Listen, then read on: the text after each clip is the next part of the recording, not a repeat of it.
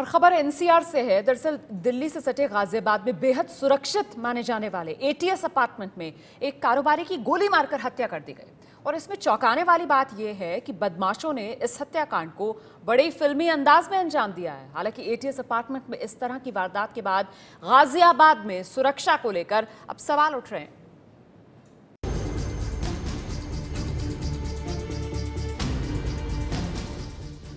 दिल्ली से कुछ ही फासले पर है गाजियाबाद की एटीएस सोसाइटी।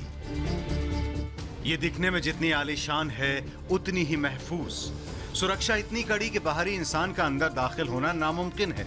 लेकिन सारी सुरक्षा धरी की धरी रह गई जब यहां बीती रात 3 बदमाशों ने एक प्रॉपर्टी डीलर पर ताबड़तोड़ फायरिंग कर दी।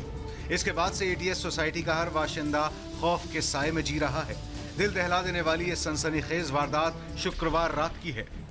अर्शी मलिक नाम का एक प्रॉपर्टी डीलर एटीएस अपार्टमेंट में बी ब्लॉक की निचली मंजिल पर अपने परिवार के साथ रहता था। कल रात करीब 11 बजे के आसपास ये फोन पर बात करता हुआ अपने घर के बाहर टहल रहा था। तभी 3 बदमाश आए और इस पर गोलियों की बौछार शुरू कर दी। बताया जा रहा है कि बदमाशों ने 5 से 6 गोलियां अर्शी के सीने में उतार दी।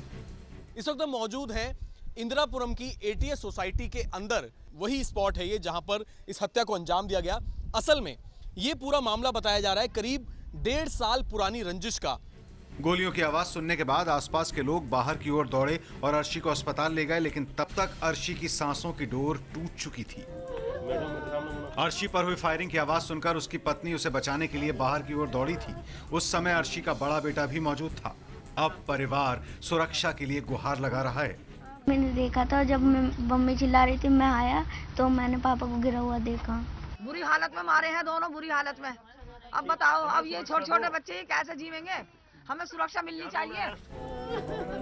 दरअसल ये पूरा मामला आपसी रंजिश का है। ये पहली बार नहीं था जब अर्शी पे इस तरह का हमला हुआ हो। अर्शी और काले नाम के एक बदमाश के बीच रुपयों को लेकर पहले से ही विवाद चला आ रहा था। काले नाम के बदमाश ने अर्शी और उसके भाई अमजद पर पिछले साल की जनवरी महीने में भी हमला किया था, जिसमें उसके भाई की मौत हो गई, जबकि 11 गोलियां लगने के बाद अर्शी बच गया था। लेकिन इस बार किस्मत ने अर्शी का साथ नहीं दिया। पहले भी गोली लगी थी अर्शी? 11 लगी हुई है पहले से। कम उसमें है फाइल में दरोगा की, उसमें है ये। इस बार आरोपी पूरी तैयारी के साथ आए थे। असलम, सप्पू और अब्बास, इन तीनों ने कुछ दिन पहले उसी अपार्टमेंट के पास 22वीं मंजिल पर किराए पर कमरा लिया जिसमें अर्शी रह रहा था, और कल रात मौका देखकर अर्शी को मौत के घाट उतार दिया। पुलिस को शक है कि इस साजिश में अर्शी का कोई नजदीकी भी शामिल है।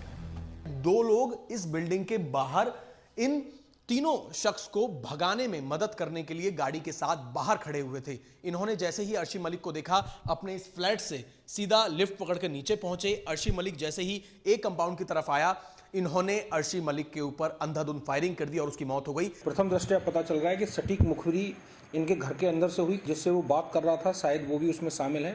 उसको घर से बाहर निकाल करके, और पहले से प्री प्लान तरीके से उसमें लोग थे। उधर परिवार का कहना है कि पहले हमले के बाद अर्शी को सुरक्षा मिली थी, लेकिन उसे कुछ दिनों पहले ही हटा लिया गया था।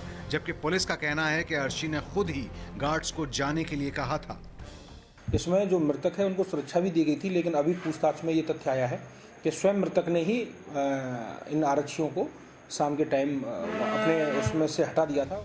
पुलिस अब सीसीटीवी के आधार पर आरोपियों की तलाश कर रही है, लेकिन इतनी सुरक्षित सोसाइटी में इस तरह की वारदात के बाद लोग सन्न हैं।